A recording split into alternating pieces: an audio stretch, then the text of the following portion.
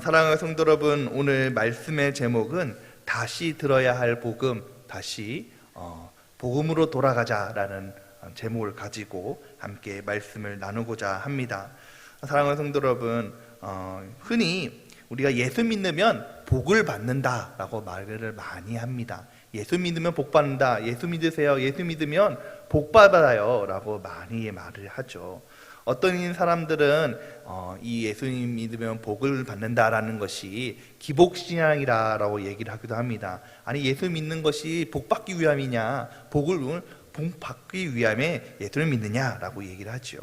그렇게 비판하기도 하지만, 그러나 실상 사실은 우리 모두의 인생에 있어서 예수님은 우리의 복인 줄 믿으시기 바랍니다. 그러므로 우리는 예수님을 믿어야 된다는 것이죠. 예수님을 만나고 예수님과 함께 해야 된다는 것입니다. 예수님 믿으면 복을 받는다, 그 말이 틀린 말이 아니죠. 맞는 말입니다. 다만 우리가 예수를 믿음으로 발해서 예수 믿음으로 물질이 더 많아지고 예수 믿음으로 해서 세상 사람들이 원하는 그런 복이 아니라, 예수님 믿음으로 받게 되는 복은 세상이 원하는 그런 복과 다르다는 것이죠. 세상의 복은요, 물질과 명예욕 이런 같은 복들은 외형적이고 순간적입니다. 영원히 있지 않죠. 우리에게는 있지만 또 없어지기도 하고 또 사라지기도 하는 그런 허무한 복입니다. 그렇기 때문에 사실은 이것을 복이라고 얘기할 수는 없어요. 그런데 여러분, 예수님 믿는 그 믿음의 복은요, 영원하고 우리와 우리 마음에 또 우리의 삶을 변화시키는, 세상을 이기게 하는 근원적인 복이 되는 줄 믿으시기 바랍니다. 그렇기 때문에 예수 안에 능력이 있고 평안이 있고 기쁨이 있다는 것이죠. 그럼 예수님을 믿고 누리게 되는 복은 무엇이 있을까요? 한 신학자가 예수님을 믿으면 어떤 복이 있느냐라는 것을 한번 자료를 해서 조사를 해봤대요. 정리를 해봤대요. 그랬더니 예수님 믿으면 첫 번째는, 예수님 믿고 누리게 되는 복은 평안이다 라고 얘기합니다. 예수님께서 십자가에 못 박힘으로 우리가 제사함을 받았기 때문에 이제 우리는 신분이 바뀌게 되었죠. 죄인의 신분에서 하나님의 자녀가 됐기 때문에, 하나님이 내 아버지시잖아요. 그래서 하나님께서 내 인생을 책임져 주실 것이다, 붙잡아 주실 것이다 라는 그 믿음이 있기 때문에 예수님 믿는 첫 번째 복은 평안이다 라고 이야기를 합니다. 두 번째 예수님 믿는 믿음의 복은 자유함이다 라는 거예요. 여러분, 앞서 말씀드린 대로 예수님께서 십자가에 못 박힘으로 인해서 우리의 모든 죄의 권세를 다 깨뜨리시고 이기게 하시고 승리하게 하셨다는 것이죠. 그래서 우리를 묶고 있는 죄의 사슬에서 자유하게 하셨고, 우리는 자유하기는 몸이 되었다는 것입니다. 세 번째는 용기의 복이 되었다는 것이죠. 여러분, 하나님께서 내 편이 되어 주시니까, 하나님께서 나와 함께 하시고 동행하여 주시니까 항상 나와 함께 하시던 걸 믿을 때에 무엇이 두렵고 무엇이 우리를 공포스럽게 하겠습니까? 하나님 믿는, 예수님 믿는 세 번째 복은 용기라는 것입니다. 네 번째로는 만족입니다. 여러분, 예수님을 내 안에 모시고 살면, 함께 하시면 예수님보다 세상보다 예수님이 더 크시기 때문에 우리는 세상 것에 목말라 하지 않는다는 거예요. 세상의 모든 물질을 뛰어넘는, 세상을 뛰어넘는 사람이라는 것입니다. 그렇기 때문에 예수님 한 분만으로 충분합니다 라는 말이 있지 않습니까? 그 고백처럼 우리에게는 예수님 믿음으로서 받는 복, 네 번째 복은 만족함이다 라는 것입니다. 다섯 번째는 지혜입니다. 예수님을 믿으면 시마다 때마다 바로 지혜의 근본이신 예수님께서 우리를 인도하게 하시고 또 주의 뜻이 이루어지도록 필요한 영감을 주시고 지혜를 더하여 주신다는 것이죠. 그리고 여섯 번째로는 승리입니다. 예수님을 믿으면 우리가 평안을 누리고 자유를 누리고 용기를 누리고 만족을 누리고, 그렇기 때문에 우리가 인생을 살아가면서 인생에 눌리며 살아가는 것이 아니라 인생을 다스리고 모든 인생의 문제를 해서 승리하는 사람이 되는 것이죠. 마지막으로는 영생입니다. 여러분, 우리가 잠깐 이 세상에 있다가 이 세상에 있는 것이 끝이 아니지 않습니까? 우리는 잠시 이 땅에 있다가 이제 어느 날 이제 하나님께서 부르실 때에 우리가 하나님의 예비하신 처소로 오게 되는데 바로 그 영생함을 하나님께서 예수님께서 주셨다는 것입니다. 그렇기 때문에 이 7가지의 예수님을 믿으면 7가지의 복이 있다라고 얘기하는데 이 복을 종합해서 얘기하면 바로 성경적 용어로 구원이다라는 것입니다. 여러분, 제가 7가지를 말씀드렸지만 평안과 자유함과 용기함과 지혜와 승리와 영생을 말씀드렸지만 이 모든 것들을 종합한 것이 바로 구원이다라는 것입니다. 여러분, 구원은 하나님을 믿는, 예수님을 믿는 자에게 선물로 주신 바로 값진 선물인 줄 믿으시기 바랍니다. 그렇기 때문에 16절 말씀에 복음요 이렇게 말씀하고 계시죠. 오늘 우리가 읽었던 16절 후반절 말씀에 이 복음은 모든 믿는 자에게 구원을 주시는 하나님의 능력이 된다라고 기억하고 있습니다. 구원은 하나님의 능력이라는 것이죠. 이 하나님의 능력으로 평안도 누리고 자유도 누리고 용기도 누리고 만족함을 누리고 지혜도 누리고 승리도 누리고 영생함을 누리게 되는 것입니다. 이 모든 것을 예수 구원이 바로 우리 한국적 표현으로 얘기하면, 바로 우리나라 정서로 얘기하면 예수 믿고 복 받으세요 라는 말이 되는 것이죠. 그렇습니다. 사랑하는 성도 여러분, 우리가 예수님을 잘 믿으면, 복음을 우리가 잘 이해하면, 복음 가운데 있으면 우리가 언제든 어디서든 무슨 일을 만나든 모든 것이 협력하여서 결국에 복이 되는 것이고 형통이 되는 것을 믿으시기 바랍니다. 그럼 우리가 아까도 인사드렸지만 예수 믿는 사람은 잘 될 수밖에 없어요. 하나님께서 복을 주셔서 잘 되게 하시고 오히려 더 잘 되게 하시죠. 여러분, 위기가 온다고 할지라도, 어려움이 있다고 할지라도 그것을 발판 삼아서 더 잘 되게 하시고 크게 잘 되게 하신 줄 믿으시기 바랍니다. 바라기는 오늘 말씀을 통해서 이러한 복을 누리시는 저와 여러분이 되시기를 다시 한번 축원드립니다. 여러분, 예수님께서 이 땅에 오셨습니다. 예수님께서 이 땅에 오셔서 2000년 전 이 땅에 오셔서 마구간에 태어나셔서 이제 예수님께서 사역을 시작하셔서 많은 이들이 예수님을 따릅니다. 그리고 십자가에 못 박히셔서 그 사명을 감당하시고 승천하시죠. 그리고 나서 성령님께서 이 땅에 오십니다.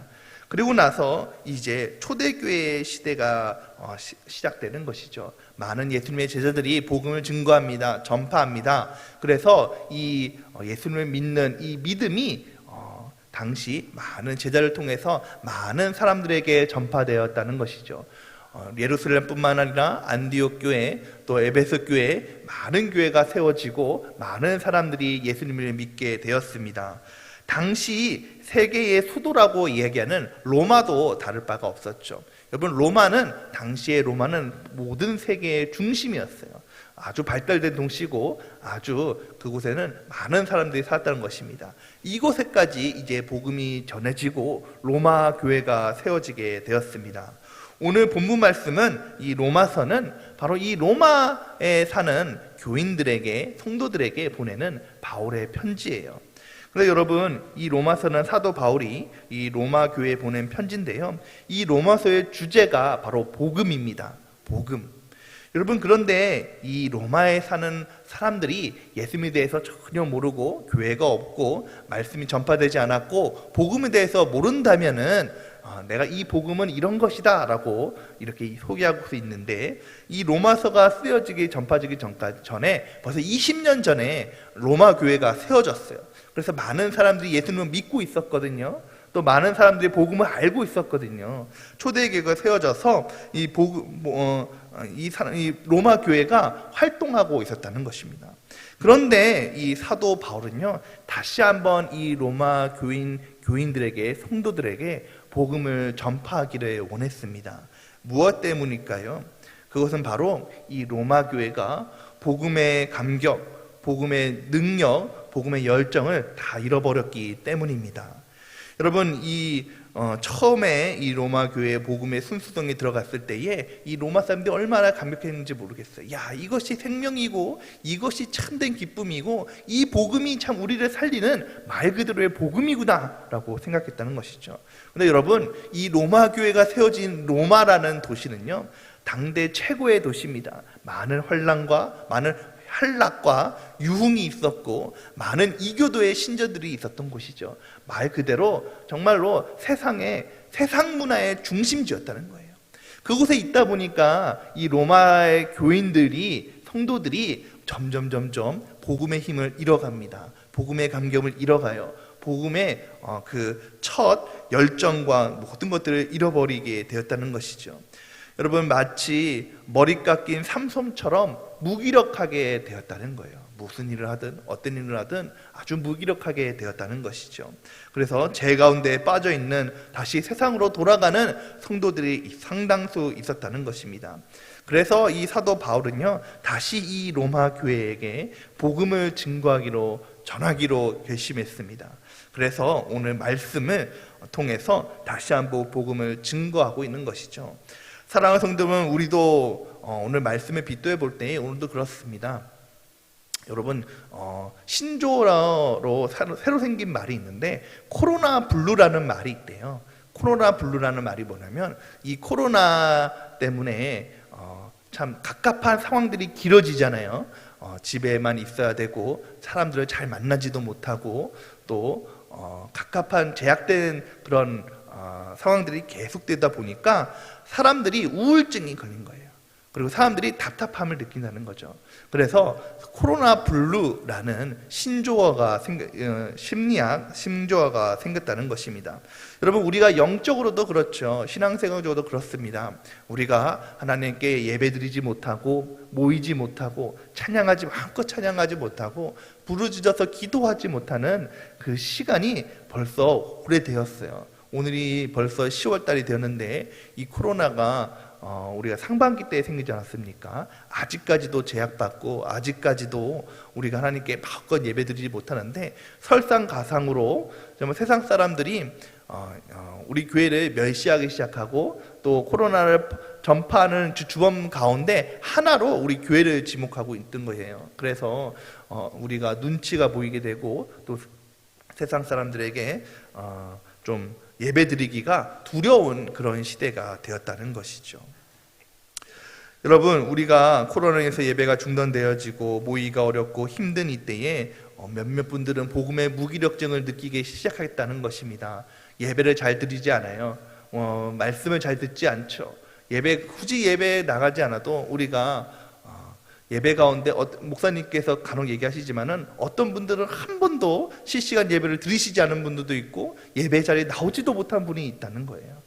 그러다 보니까 마치 로마 교회의 로마 교인처럼 세상 가운데 복음을 떠나서 복음의 능력을 잃어버리고 사는 사람이 많이 생겨나게 되었다는 것입니다. 사랑하는 성도 여러분, 그 어느 시대보다도 정말 어렵고 혼탁하는 이때에 코로나 때문에 더욱더 믿음을 지켜나가기가, 신앙생활하기가 어려운 이때에 사도 바울이 로마 교인들에게 너희가 다시 한번 복음을 들어라, 다시 한번 복음으로 돌아가라, 다시 한번 복음을 회복해라 라고 외쳤던 것처럼 오늘 우리 역시 다시 복음을 듣고 다시 복음을 회복하는 귀하고 복된 시간 되시기를 예수님의 이름으로 축원드립니다. 여러분, 앞서 말씀드린 대로 상당수가 복음에 불감증이 걸렸다는 거예요. 복음에 대한 감격을 잃어버리고 기쁨을 잃어버리니까 감사조차 나오지가 않게 되었다는 것입니다. 이제 얼마 후면 추수감사절이 있는 바로 감사의 축제가 열릴 텐데, 그럼에도 불구하고 지금 내 삶은 돌아보면 감사할 게 별로 없는 것 같아요. 너무 답답한 상황이죠. 어려운 상황입니다. 뿐만 아니라 복음이라고 하면요, 이상하게부터 뻔한 이야기를 생각하는 경우가 많이 있어요. 어차피 내가 다 아는 이야기인데, 많은 목사님들 통해서 내가 다 들은 얘기인데, 정말 유명하신 목사님, 아주 좋은 목사님 중에서 늘상 듣던 얘기인데 그 얘기가 그 얘기고 다 뻔한 얘기가 아니냐. 근데 여러분, 우리는 분명히 알아야 할 것이 있습니다. 여러분, 건강한 사람은요, 매일 먹는 밥이지만 먹을 때마다 새롭고 맛있어요. 그렇죠? 우리가 매일 먹는 밥이면 건강한 사람은요, 밥이 맛있잖아요. 그런데 여러분, 밥맛이 없으면 어떻게 돼요? 밥맛이 없으면요, 컨디션이 안 좋거나 병이 있는 사람이에요. 매일 만나는 가족이지만 볼 때마다 반갑고 볼 때마다 평안해야지, 만약에 매일 보는 가족이 얼굴이 힘겹고 부담된다면 그건 문제가 있다는 것입니다. 여러분, 마찬가지로 우리가 복음을 들을 때에 들으면 들을수록 함께하면 할수록 가까이면 가까울수록 복음이 새롭게 느껴지고 복음이 우리에게 기쁨이 되어야 되는데, 어차피 내가 다 아는 얘기인데, 어차피 예수님이 우리를 구원하신 그 이야기가 아닌가 라고 넘어가게 된다면 복음은 우리에게 능력이 되는 것이 아니라 복음은 우리에게 지루하게 되는, 우리의 삶을 매이게 되는 그런 도구가 될 수밖에 없다는 것입니다. 여러분, 왜 이런 현상이 일어납니까? 바로 첫 번째는 복음에 대한 무지라는 것입니다. 복음이 무엇인지 알지 못하고 깨닫지 못하기 때문이에요. 두 번째로는 복음을 잃어버렸기 때문입니다. 복음의 상실이라고 하죠.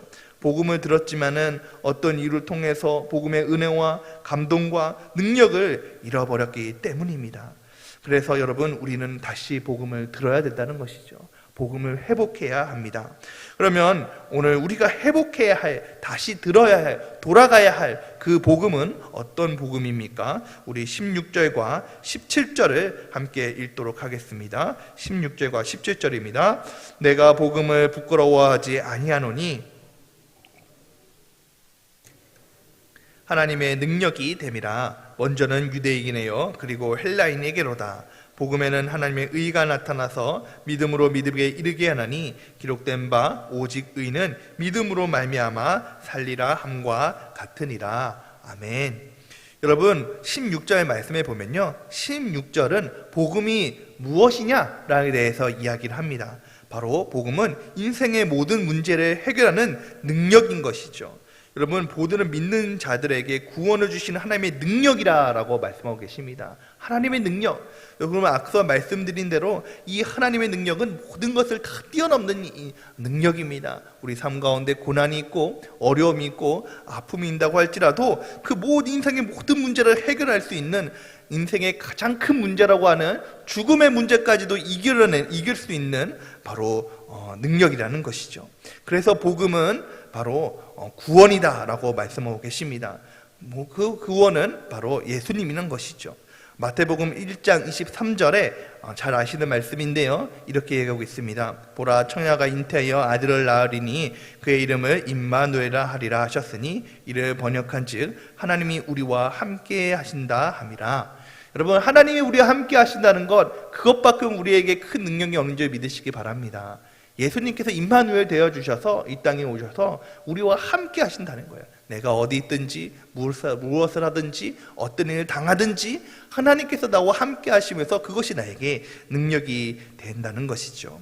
여러분, 그럼 예수님이요, 그러면 어떻게 모든 문제를 해결할 수 있는 구원에 되신다는 것입니까? 17절 말씀에 그 답이 쓰여져 있습니다. 우리 17절 말씀에 함께 읽겠습니다. 복음에는 하나님의 의가 나타나서 믿음으로 믿음에 이르게 하나니 기록된 바 오직 의는 믿음으로 말미암아 살리라 함과 같으니라. 아멘. 여러분, 세상은요, 우리의 사람의 힘으로는 해결할 수 없는 문제들이 있잖아요. 여러분, 코로나만 하더라도 우리 사람의 과학이 아무리 뛰어나고 과학이 발달된다고 할지라도 그 눈에 보이지 않는 작은 바이러스 하나 때문에 우리가 얼마나 고통받고 어려움을 겪고 있습니까? 아무리 능력이, 인간의 힘이 뛰어난다고 할지라도 우리에게는 해결할 수 있는 한계점이 있다는 거예요. 여러분, 그 가운데서도 우리가 가장 해결할 수 없는 문제는 바로 죄의 문제입니다. 여러분, 그 죄의 문제는 그 어느 누구도 해결할 수 없는 문제라는 것이죠. 이 죄 때문에, 이 죄의 결과로 인해서 모든 사람은 고통 속에 살아갑니다. 결과적으로는 죽음 가운데 살아가죠. 죄 때문에 불안하고, 죄 때문에 미워하고, 죄 때문에 싸우고, 죄 때문에 실패하고 전쟁이 일어나며 죽는 것입니다. 세상에 많은 문제가 있지만 그 근원은 바로 죄라는 것이죠. 이 죄의 문제를 해결할 수 있는 분이 바로 예수 그리스도시다라는 것입니다.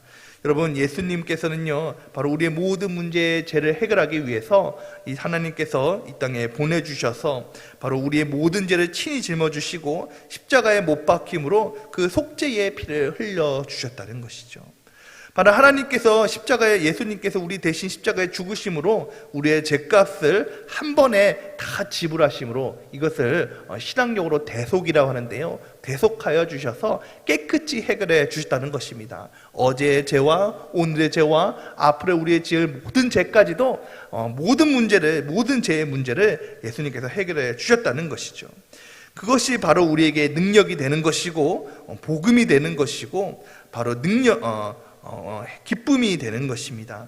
예수 십자가로 인해서 인생의 가장 근원적인 문제, 죄의 문제가 해결되었기 때문에 이제 우리는 죄로부터 자유하게 되어서 죄로부터 시작되는 모든 문제, 불안함과 허무함과 죽음의 그런 문제까지도 다 일시에 해결하게 된 것입니다. 그렇기 때문에 예수를 믿게 되면 아까 서두에 말씀드린 것처럼 평안을 누리게 되고 자유를 누리게 되고 용기를 얻게 되고 만족을 누리게 되며 지혜를 얻게 되고 승리를 얻게 되고 영생함, 곧 구원을 얻게 된다는 것이죠. 이것이 바로 예수 믿는 자들에게 주시는 복이요, 또 우리에게 복음이 되는 복음인 줄 믿으시기 바랍니다. 사랑하는 성도 여러분, 그렇습니다. 우리는 힘겨운 삶을 살아가고 있죠. 어려운 가운데 있습니다. 그러나 여러분, 어려울수록 힘겨울수록 더욱더 이 복음이 너무나도 중요하다는 거예요. 복음을 붙잡아야 된다는 것입니다. 한 예수님을 잘 믿는 초등학생이 있었대요. 여러분, 이 예수님이 잘 믿는 초등학생이 있었는데 이 아주 어린 초등학생이 은혜를 많이 받게 된 거예요. 그리고 나서 이제 은혜를 받고 나니까 이 초등학생의 소원이 있는데 그것은 바로 믿지 않는 엄마 아빠가 예수님 믿는 게 소원이었대요. 그래서 예수님을 엄마 아빠에게 예수님을 소개시켜주고, 엄마 아빠 우리 꼭 예수님 믿어야 돼, 엄마 아빠 예수님 믿어야 돼요, 우리 교회 한 번만 가요, 그렇게 조르고 그랬는데 그냥 엄마 아빠는 이 초등학생의 그런 모습을 보고 그냥 귀엽기만 했대요. 그냥 웃고 넘어갔대요. 그렇게 넘어갔는데 결국에는 예수님을 영접하지 못했는데 어느 날 가슴 아프게도 이 아이가 교통사고 나서 죽고 만 거예요. 여러분, 그 사랑하는 아들을 떠나보내는 그 부모의 심정이 어떠하겠습니까? 그 슬픔은 무엇으로도 달랠 수가 없었죠. 아버지는 이 죽은 아들의 유품을 하나 둘씩 정리하기 시작합니다. 정리하다 보니까 아들의 일기장을 보게 되었다는 거예요. 죽기 며칠 전에 지은 썼던 일기장인데 그 일기장에 이렇게 적혀 있다는 것입니다. 하나님, 우리 엄마 아빠 꼭 예수님 믿게 해주세요. 예수님 꼭 믿어야 돼요. 엄마 아빠가 예수님 믿기 위해서 내가 죽어야 된다면 나는 죽어도 좋아요. 내가 죽어서라도 우리 엄마 아빠 꼭 예수님 믿게 해주세요 라고 이야기했다는 것입니다. 이 아빠가 이 글을 읽으면서 받은 충격은 이루 말할 수가 없었다는 것이죠. 예수님 믿는 것이 그렇게 중요한 일인가? 정말 내 아들이 이렇게 죽음까지도 소원하면서 예수님 믿어야 할 가장 인생의 큰 일이라는 것인가? 그러면서 하염없이 울면서 이 부부가 예수님을 믿기로 결심했다는 것입니다. 아들의 생명과 자신의 구원을 바꿨다는 것이죠. 여러분, 이 사람이 바로 세계의 많은 젊은 청년들을 예수님께로 인도하는 데 큰 기여를 했던 CCC 대학생 선교의 부총재 되는 사람입니다. 여러분, 한 아이의 그 미랄과 같은 죽음을 통해서 엄마 아빠가 거듭나게 되고 복음을 영접하게 되고 그 복음을 영접한 엄마 아빠를 통해서 많은 청년들이 하나님께 돌아오는 역사가 일어나게 되었다는 것이죠.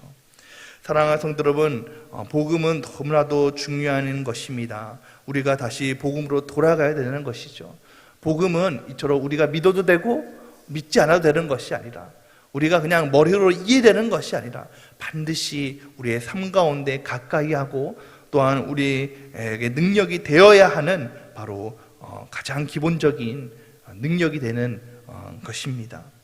여러분, 오늘 새벽에요, 제가 시편 3편 말씀을 증거하였습니다. 시편 3편 말씀의 배경은요, 다윗이 압살롬에게 쫓겨나갔을 때에 지은 시예요.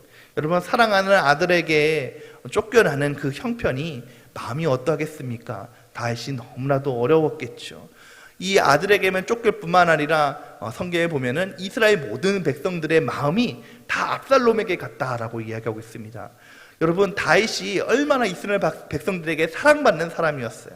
그런데 아들에게도 배반당하고 이스라엘 백성들의 모든 마음도 다 빼앗길 뿐만 아니라 또 자기가 가장 신뢰하고 의지하는 신하 아히도벨까지도 자기를 배반하고 이 압살롬 편에 섰다는 거예요. 자기가 의지했던 사람까지도 자기를 배반했으니 이 다윗의 심경이 어떠하겠습니까? 아들에게 배반당하고 또 자기를 그렇게 열렬하게 지지했던 이스라엘 백성들에게 배반당하고 또 자기가 그토록 의지했던 신하가에게도 배신을 당했으니 이 다윗의 마음은 너무나도 어렵고 그의 마음은 공고했을 것입니다. 그럴 때 인생의 가장 어려운 순간이라고는 그때에 다윗이 하나님께 기도하죠. 하나님께 간구합니다. 시편 3편 말씀해 보면요, 1절과 2절에는 탄식을 하거든요. 하나님, 나를 치는 대적이 많이 있습니다. 하나님, 나를 좀 긍휼히 여겨주세요. 내가 너무 마음이 힘듭니다 라고 고백을 합니다. 근데 3절부터는 이 다윗의 고백이 바뀌게 돼요. 그러나 내가 이토록 어려운 상경 속에 있지만, 어려운 정말로 마음이 공고하고 낙심되는 상경에 있지만, 그러나 하나님 나의 방패 되시고 나의 영원히 되시고 영광이 되신 분이시고 내 머리를 드시는 분이십니다 라고 고백하면서 이제 고백하죠. 그래서 다윗이요 5절 시편 3편 5절과 6절 말씀에 이렇게 고백합니다. 내가 누워 자고 깨었으니 여호와께서 나를 붙드심이로다. 천만인이 나를 에워싸 진친다 하여도 나는 두려워하지 아니하리이다 라고 고백합니다. 여러분, 인생의 가장 어려운 순간에, 가장 낙담되고 가장 밑바닥에 하는 그 순간에 다윗은 하나님을 찾고 하나님을 의지하였더니 하나님께서 그의 능력이 되어주시고, 그래 어려운 가운데 함께 하시고 어려움을 이기게 하는 능력이 되셨다는 것입니다. 여러분, 이것은 이제 구약시대에서는 하나님이시지만은 신약에 오면 이제 예수님이잖아요. 여러분, 예수님이 있는 그 복음의 능력이라는 것은요, 우리의 모든 인생의 문제와 내 모든 아픔과 고난까지도 이기게 하는 능력인 줄 믿으시기 바랍니다. 사랑하는 성도 여러분, 혹여나 우리 마음속에 답답함이 있고 또 우리의 가정과 심령과 또 우리 사업장 가운데 또 우리의 마음 가운데 남들은 알지 못하는 답답함과 또 어려운 가운데 있다면, 그럼에도 불구하고 우리의 소망이 있는 것은 바로 복음이 우리에게 능력이 되기 때문입니다. 사랑하는 성도 여러분, 바라기는 바로 이 로마서를 지은 사도 바울이 다시 한번 복음을 듣고 너희가 이 복음의 능력을 회복하고 복음의 이 세상을 이기는 사람이 되어라 라고 외쳤던 것처럼, 우리도 오늘 이 힘겨운 정말로 어려움이 많은 이 세상에서 살아갈 때에 복음의 능력으로 말미암아 다시 한번 복음으로 돌아갈 때에 그 복음의 능력으로 승리하는 저 여러분이 되시기를 예수님의 이름으로 축원드립니다. 우리 함께 기도하겠습니다.